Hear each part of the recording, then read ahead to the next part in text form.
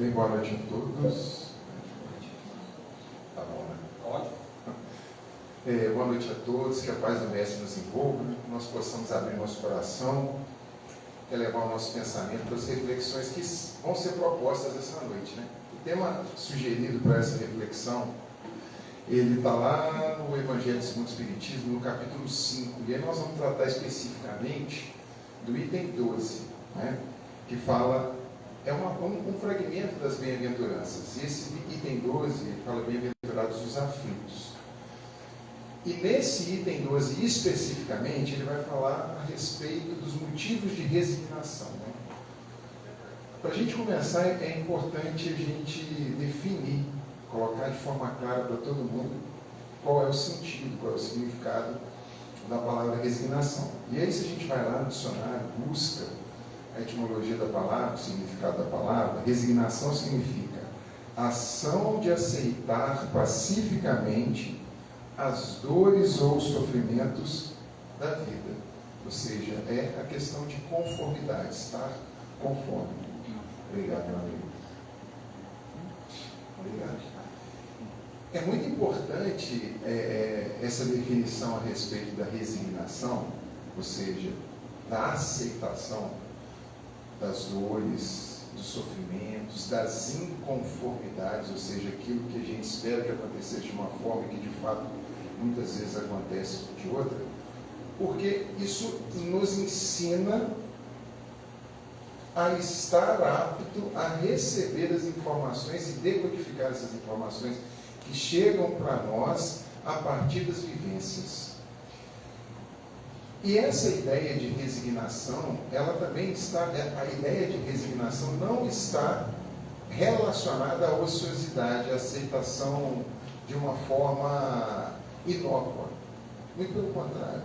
A resignação é aquele momento em que a gente sabe que algo está acontecendo conosco, muitas vezes a gente não entende esse acontecimento nesse momento, mas a gente não se desespera.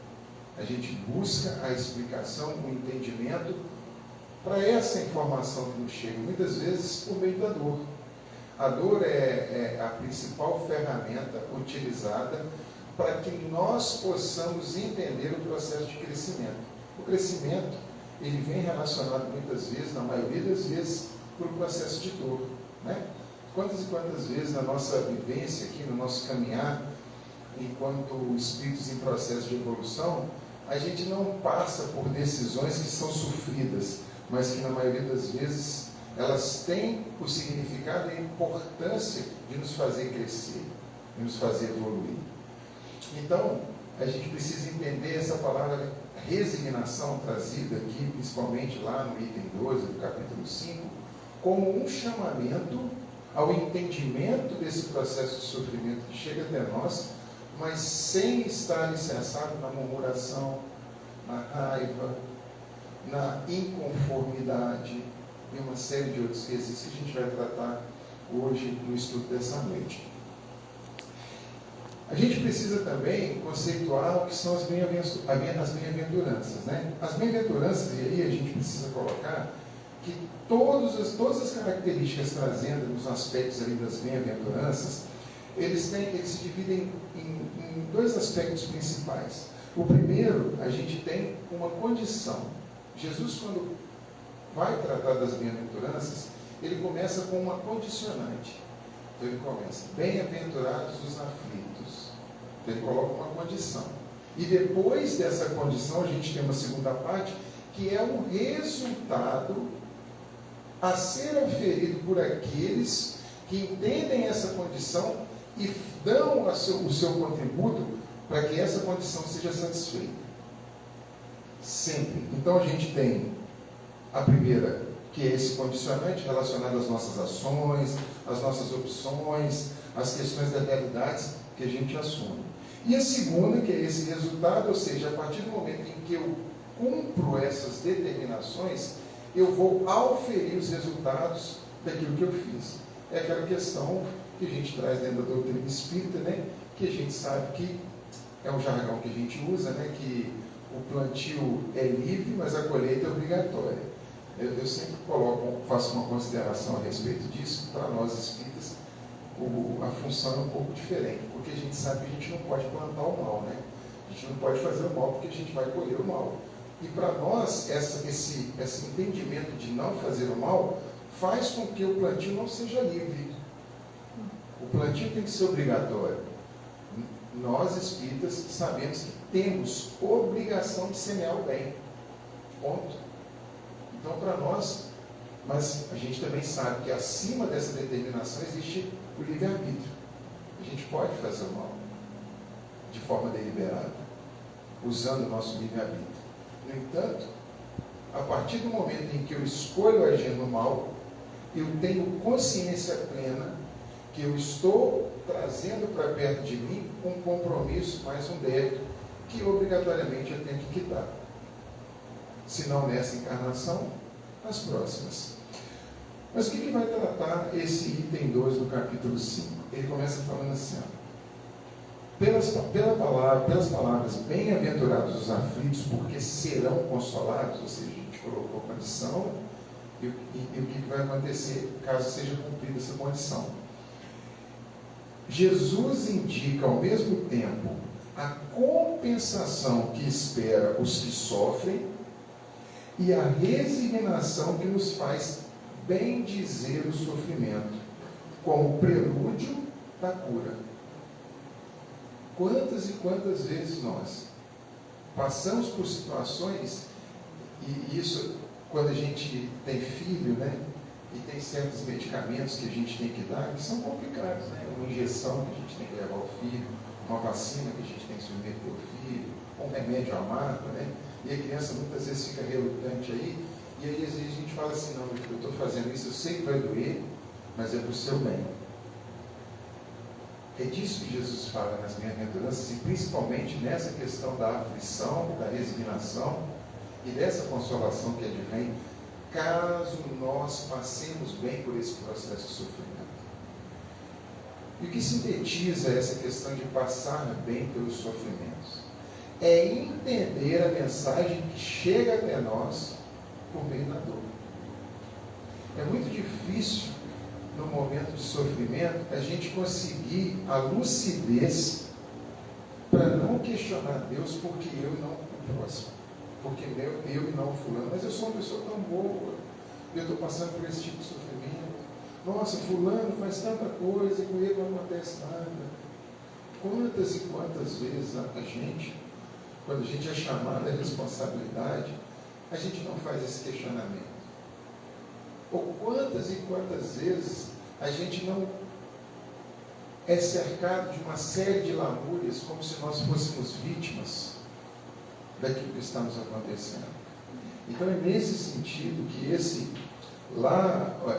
item 2, ele começa falando a respeito disso. E ele prossegue dizendo o seguinte: essas palavras podem também ser traduzidas assim: deveis considerar-vos felizes por sofrer, porque as vossas dores neste mundo são dívidas de vossas faltas pretéritas, e essas dores suportadas pacientemente na terra vos poupam de séculos de sofrimento na vida futura. Tem uma frase de Emmanuel que eu sempre lembro para ela, principalmente nos momentos em que a gente tem os pequenos acertos, né, na nossa vida, no nosso dia a dia, né, e a gente muitas vezes não valoriza tanto os momentos em que a gente acerta. O Emmanuel fala que para cada segundo na luz existem séculos nas trevas. O que o Emmanuel quer dizer isso? Que esses momentos em que a gente acerta, por menores que eles sejam, eles são extremamente importantes na nossa caminhada. Porque anteriormente a gente errou, e errou gravemente. E o que esse prosseguimento, esse segundo parágrafo do item 2 está trazendo para nós, é que essas dores que nós estamos sendo submetidos a ela, ou esse chamamento à realidade, eles são uma fração diminuta dos débitos que nós assumimos com os nossos semelhantes em encarnações anteriores, inclusive nessa encarnação. Quantas e quantas vezes A gente aqui nesta encarnação, de forma deliberada, por vontade própria, sabendo que estamos errando, não aceitamos o compromisso e continuamos resistindo, recalcitrantes no erro. Quantas e quantas vezes? E aí, continua dizendo o seguinte: deveis, portanto, estarem felizes por Deus ter reduzido as vossas dívidas, permitindo-vos quitá-las no presente, o que vos assegura a tranquilidade para o futuro. O que os Espíritos deixam claro para nós é que todo esse sofrimento que todos nós estamos passando, já passamos ou passaremos no nosso processo reencarnatório, é uma fração mínima das dívidas que contraímos. E Jesus já deixou isso muito claro para nós, quando Ele nos alertou que daqui nós não conseguiremos sair enquanto não pagarmos o último centavo. O centavo é uma moeda como se fosse um centavo. Jesus alerta para nós é que todas as dívidas que contraímos no nosso processo de evolução devem ser quitadas. Todas. No entanto, esse trecho do Evangelho deixa claro para nós que Jesus e que Deus, antes de justiça, é misericórdia. Porque qual o credor, né? Vamos trazer para os nossos dias atuais, né? Se a gente vai no banco e pega lá uma soma de dinheiro para pagar ao longo do tempo, pagar depois, o que acontece se eu pego R$1.000? Daí um ano eu estou devendo R$1.000 ou menos de R$1.000, o que acontece? Eu vou estar pagando mais do que aquilo que eu peguei. Imaginemos nós, se Deus agisse dessa forma. Os débitos que eu contraí, numa vida futura, Deus calculasse os juros e falasse: olha, o sofrimento que você infligiu para o seu irmão, nós vamos acrescer de juros. E você vai ter que sofrer muito mais do que você fez o outro sofrer, porque já passou o tempo, né? Então a gente percebe que Deus, na sua infinita sabedoria, antes de justiça, Ele é misericórdia. Por quê? Ao invés de colocar juros sobre as nossas dívidas, Ele amortiza tudo aquilo que a gente fez, nos dando novas oportunidades de acertar. E aí a gente precisa trazer uma outra consideração a respeito dessa misericórdia, ainda mais dilatada. Por quê? Porque quando a gente passa por um novo processo reencarnatório, Deus nos oportuniza, nos oferece o véu do esquecimento. E aí o que a gente tem? A gente volta com um livro com páginas em branco, onde a gente pode, de forma deliberada, usando o nosso livre-arbítrio, escrever uma nova história e atenuar, por meio das nossas ações, os débitos que nós contraímos. E aí a grande pergunta, né? Mas como é que eu vou ser julgado, né? Qual é o processo de julgamento? O que a doutrina espírita fala sobre isso? O juiz implacável que todos nós somos submetidos é a nossa consciência. Ou seja, está dentro de nós. Por que ele é implacável? Porque nós não conseguimos e não conseguiremos mentir, esconder, ocultar nada na nossa consciência. E se a gente tentar ocultar da nossa consciência, na nossa tela mental vai ser disponibilizado o dia, o momento, a hora em que a gente incorreu no erro. Ah, mas eu não sabia que era assim, eu não sabia não. Você lembra aquele dia lá que você estava fazendo estudo lá na fraternidade, você estava falando, bem-aventurados, aqui, ó. É assim que funciona para todos nós invariavelmente. Então, essa resignação que o capítulo 5, item 12, vem trazer para nós, diferencia o bem do mal sofrido. Diferencia para nós a nossa conduta diante da dor. E olha, como nós somos fracos quando a dor se apresenta para nós. Por mais que a gente tenha conhecimento doutrinário, por mais que a gente tenha vivência, quando a dor se acerca, muitas das vezes a gente esquece tudo que a gente aprendeu, que a gente leu e que a gente vivenciou dentro da doutrina espírita e se põe a lamuriar. É normal, é natural, porque somos espíritos em processo de construção. No entanto, estudar o Evangelho, mas mais do que estudar, colocar em prática no nosso dia a dia, ter empatia com a dor do outro, são ferramentas que vão fortalecer, vão criar uma couraça em torno de nós, para que na hora do momento em que formos chamados ao testemunho da dor, a gente sofrer muito menos, ou sofrer garantido. Lá no livro Ação e Reação, e isso é muito interessante, esse livro, principalmente o capítulo 19, e aí eu vou me deter nele, porque eu acho que ele vai, o capítulo 19 da Ação e Reação, ele vai encerrar tudo aquilo que a gente precisa entender a respeito do capítulo 5. O instrutor Druso, ele vai fazer uma orientação ao André Luiz nos seguintes termos. Ele vai falar assim, olha, é indispensável que compreendamos que todo o mal por nós praticados conscientemente expressa, de algum modo, lesão em nossa consciência. E toda lesão dessa espécie determina distúrbio ou mutilação no organismo que exterioriza o nosso modo de ser. O que ele está falando? Que toda vez que a gente fere a nossa consciência, a gente oportuniza que seja plasmado no nosso organismo físico algum tipo de ferramenta que vai nos ajudar a reparar essa lesão que a gente fez na nossa consciência. E aí é o que ele continua dizendo.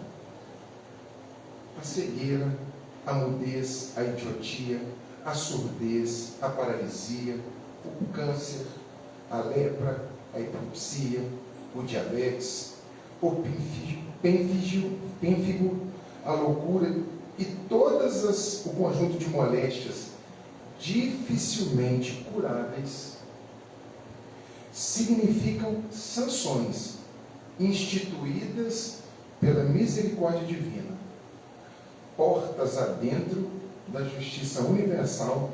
Atende-nos aos próprios rogos, para que não venhamos a perder as bênçãos eternas do Espírito a troco de lamentáveis ilusões humanas. Então, o instrutor Druso vem trazer para nós que as moléstias somatizadas, ou seja, plasmadas no nosso corpo físico, são ferramentas oferecidas, e muitas para aqueles que podem, para aqueles que puderam solicitar passar por determinada coisa ou por outra coisa, porque é assim que funciona no processo de planejamento reencarnatório. Muitas das vezes, dependendo da nossa situação, a gente é convidado a participar do nosso planejamento reencarnatório, quando o nosso planejamento reencarnatório não vem associado a questões compulsórias, né? Que a gente nem tem condições de ajudar. Mas muitas das vezes nós somos convidados a participar do nosso processo de planejamento reencarnatório. E a gente pede para passar por determinadas situações. É disso que esse parágrafo do capítulo 19 da Ação vem trazer para nós. Que essas moléstias que nos chegam em grande conta, em grande parte das vezes, são solicitações nossas, como nós que pedimos. Mas ele continua dizendo o seguinte: desejamos simplesmente acentuar que a alma ressurge no equipamento físico, transportando consigo as próprias falhas e a se lhe refletirem na veste carnal, como zonas favoráveis à eclosão de determinadas moléstias, oferecendo campo propício ao desenvolvimento de vírus, bactérias e inúmeros capazes de conduzi-la aos mais graves padecimentos, de acordo com os débitos que haja contraído. Mas, e aí a parte mais importante, mas carrega consigo, falando que a gente traz dentro da gente, a gente traz essas predisposições de acordo com aquilo que a gente fez. E aí olha o que o instrutor fala, mas que nós carregamos conosco, mas carrega consigo as faculdades de criar no próprio cosmo orgânico todas as espécies de anticorpos. O que o instrutor está falando conosco? Que muitas das vezes, no nosso planejamento reencarnatório, nós trazemos gatilhos que podem ser ativados ou não de acordo com as nossas escolhas, com a nossa conduta. Se eu ativo esse gatilho vai desencadear uma série de moléstias. Se eu não ativo, muitas das vezes essas moléstias podem não se manifestar na minha organização física. E aí ele fala uma coisa muito interessante, que nós trazemos no nosso cosmo, e ele usa essa imagem do cosmo, ou seja, dessa infinidade, desse negócio sem tamanho, porque o cosmo é isso, né? Um troço, um negócio, um trem, usando o mineirês clássico, que a gente não consegue mensurar, a gente não consegue saber o tamanho. E ele mostra que o nosso organismo físico é esse cosmo de possibilidades, esse sem fim de possibilidades. E ele fala para nós que nós trazemos dentro de nós os antídotos para todas essas moléstias que se manifestam, que poderão ou não se manifestar dentro de nós. E aí, lá no livro Missionários, tem uma palestra do Dr. D.S. Young, que chama Etiopatogenia do Câncer, que vai falar, é uma tese que ele traz a respeito do surgimento do câncer, muito interessante, que está disponível no YouTube. Ele faz uma palestra muito interessante. Mas ele traz, citando o André Luiz, que o André Luiz fala que as nossas células são animáculos infinitesimais, muito pequenos, domesticados. E aí ele fala que as células, por exemplo, citando a palestra que ele fala a respeito do câncer, ele fala que as células não são células que se rebelaram, mas são células órfãs, sem comando. E é disso que o André Luiz está trazendo para nós, que as nossas células são esses animáculos que são comandados pelo nosso pensamento, pelos nossos sentimentos, pelas nossas ações, pelo nosso cotidiano. E a grande pergunta que cada um de nós deve se fazer é: que tipo de comando nós estamos dando às nossas células? E no dia a dia atual, meus irmãos, os comandos que nós temos dado são terríveis. Por quê? Porque nós temos valorizado cada vez mais o ter, o acumular. A gente tem internet hoje. Antigamente, quando a gente queria falar com alguém que estava do outro lado do mundo, a gente escreveu uma carta, esperar 3 meses a carta chegar lá, mais 3 meses a carta voltar, para a gente saber o que estava acontecendo. E nesses 6 meses de espera, a gente até ficava ansioso, mas a gente não ficava como a gente fica hoje. Porque hoje você manda um WhatsApp para a pessoa, demora 15 minutos a responder. Você não aguenta de ansiedade, você passa a mão no telefone e liga a pessoa para saber se está acontecendo alguma coisa. Isso é um sintoma da loucura que nós permitimos que ela entrasse no nosso psiquismo.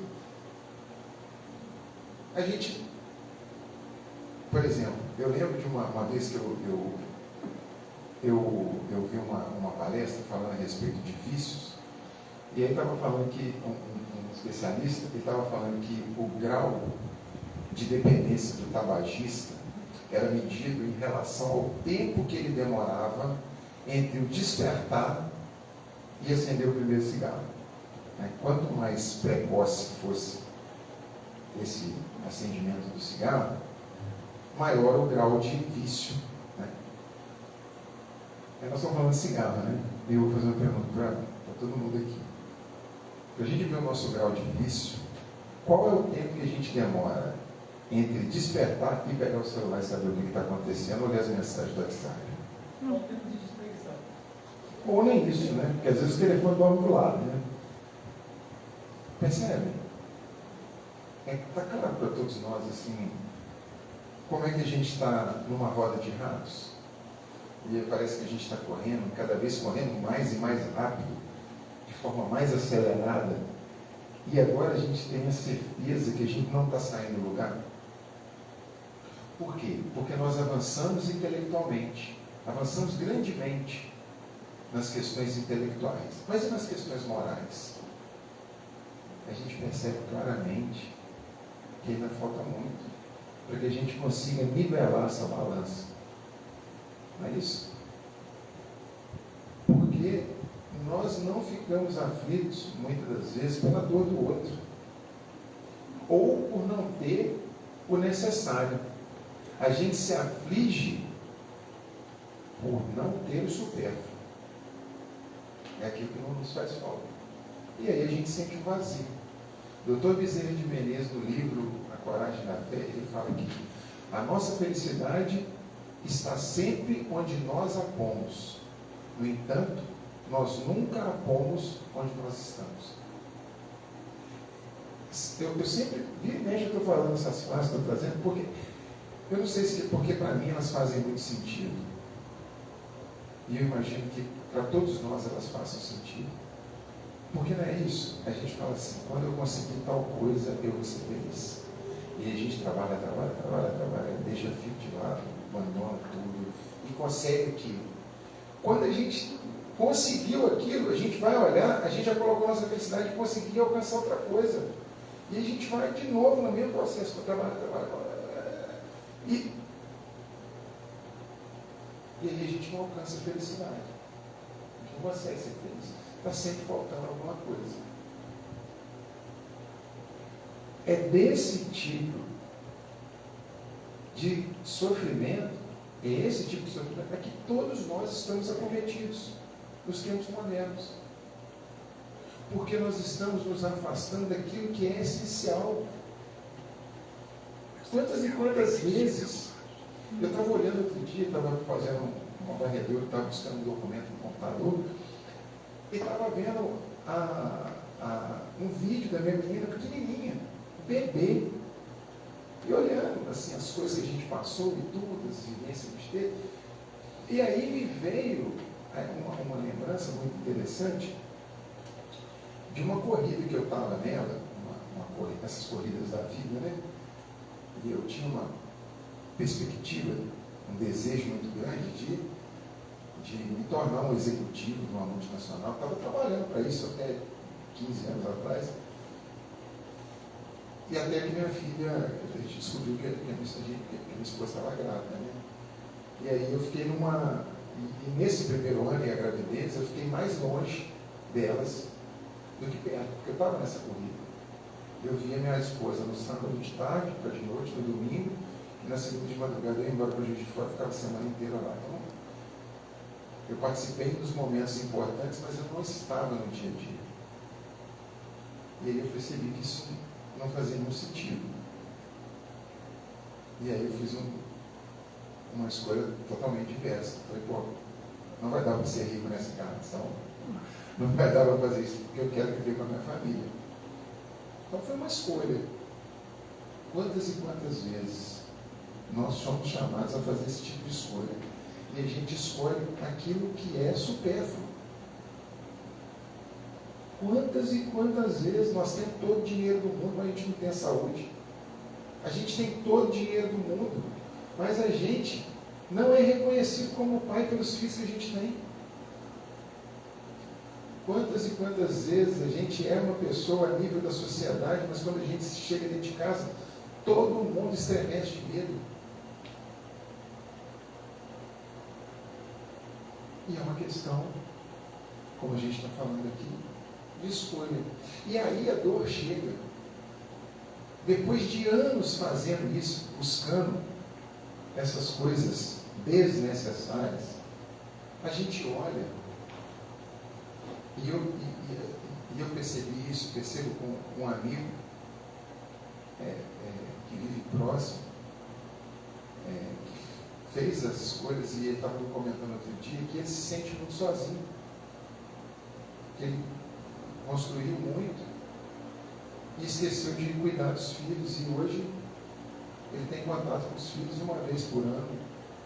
E ele estava comentando comigo, ele falou, cara, eu daria tudo para ter feito tudo diferente.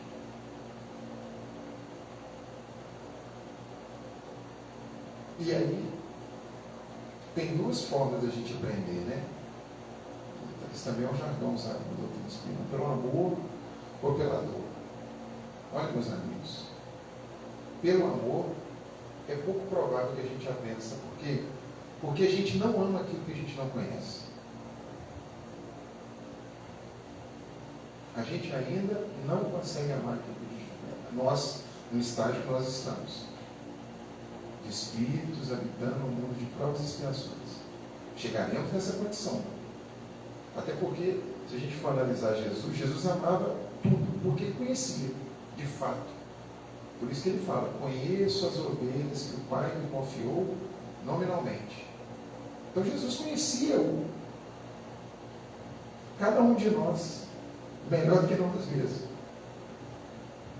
Então, na maioria das vezes, a gente aprende pela dor mesmo. Agora, tem uma diferença.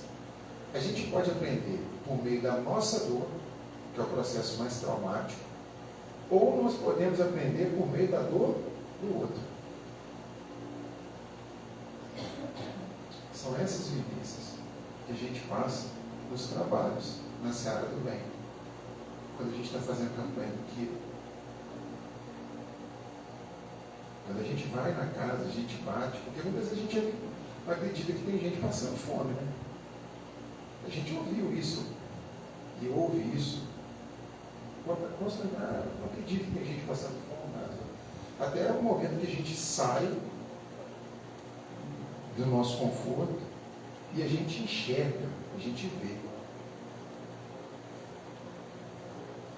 Eu levo meus meninos na campanha do Quilo.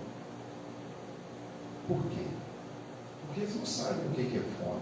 Porque eles abrem a geladeira, né? Tem um monte de coisa na geladeira, falam, não tem nada para comer. Né? A gente vê isso com os nossos filhos. Né? Não tem nada para comer, e a geladeira está lá, tem fruta, tem isso, tem aquilo. E um dia, a gente visitando uma casa lá na campanha do Quilo, a senhora falou assim, eu não posso ajudar meu filho, eu não tenho nada para te ajudar, vem cá. A minha menina estava comigo, ela abriu a geladeira e tinha água na geladeira, 3 ou 4 garrafas de água. E tinha criança na casa. A minha menina ficou apavorada. Porque até então ela havia ouvido falar desse tipo de sofrimento. Naquele dia, ela vivenciou, visualmente, porque tem um outro tipo de vivência que ela não passou, que é privação. Então nós não precisamos passar pela privação para saber que ela existe, para saber que ela dói. Precisamos estar resignados do trabalho do bem. É importante, é vital que nós nos mantenhamos resignados. Quando a dor se acercar de nós precisamos fazer o questionamento. O que essa dor está querendo trazer para mim de ensinamento? Qual é o ensinamento que a espiritualidade está oportunizando que se acerque de mim ou da minha família? O que eu preciso aprender com isso? Porque a partir do momento em que eu achar a resposta, essa dor passa a fazer sentido. E aí eu não me dou o direito de me queixar. questionar, de lamuriar. Porque eu sei a função dessa dor na minha vida. E aí, né, para a gente encerrar, porque a gente já avançou um pouco tempo, falando a respeito da dor, nesse mesmo capítulo tem uma colocação a respeito da dor. Fala assim: a dor é ingrediente dos mais importantes na economia da vida em expansão. O ferro sobre o malho, a semente na cova, o animal em sacrifício, tanto quanto a criança chorando, irresponsável ou semiconsciente, para desenvolver os órgãos que sofrem. E aí ele vai caracterizar a dor em 3 tipos. Ele coloca, primeiro, a dor evolução. Ela atua de fora para dentro, aprimorando o ser, sem a qual não existiria progresso. É a dor que nos chega por um vetor externo. Aí ele fala do segundo tipo de dor, que é a dor expiação. Expiação no sentido de sinônimo próximo seria castigo, né? Se a gente pode traduzir dessa forma, que fala que essa dor vem de dentro para fora, marcando a criatura no caminho dos séculos, detendo-a em complicados labirintos de aflição para regenerá-la perante a justiça. E por último, não menos importante, o terceiro tipo de dor, que é a dor auxílio, programada antes da reencarnação, servindo como medida preventiva para evitar desvios no plano reencarnatório, ocasionar reflexões profundas pelas limitações que ocasiona ou evitar que se caia no mesmo erro novamente. Tem um caso muito interessante, e eu vou encerrar com esse caso. Eu vou encerrar, se vocês me permitem, pelos 2 minutinhos, peço a paciência de vocês, que tem um texto que está lá no livro Estude Viva. Tem um caso do Chico muito interessante, em que uma mãe, eu li esse caso tem muito tempo, então pode ser que eu me equivoque em uma colocação ou outra, mas o cerne da questão vai ser respeitado. Em que uma mãe vinha falando das dificuldades do filho, que o filho era cadeirante, acho que ele não tinha os braços e tudo, e que mesmo com todas as dificuldades, ele tentava o suicídio. E aí o Chico, o irmão de Jair, e comenta o histórico desse espírito, que esse espírito vinha de forma reiterada, atentando contra a própria vida nas suas últimas encarnações. Então o recurso que a espiritualidade tinha para garantir que ele conseguisse concluir ao menos uma encarnação era limitar ele de todas as formas possíveis. Quantas e quantas vezes? E essa é a dor auxílio. É uma dor que é colocada na nossa caminhada para permitir que a gente evolua, ou para impedir que a gente caia novamente no mesmo erro.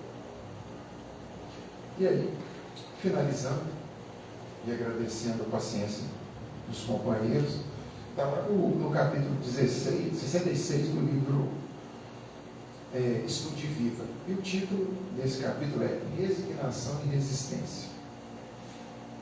E aí o Emmanuel vem trazer para nós o seguinte: de fato, há que se estudar a resignação para que a paciência não venha trazer resultados contraproducentes. Um lavrador suportará corajosamente o aguaceiro e o granizo na plantação, mas não se acomodará com gafanhotos e tiririca. Atualmente falamos em tolerância como quem procura esconderijo à própria ociosidade. Se nos refastelamos em confortos e vantagens imediatas no império da materialidade passageira, que nos importa o desconforto e a desvantagem para os outros?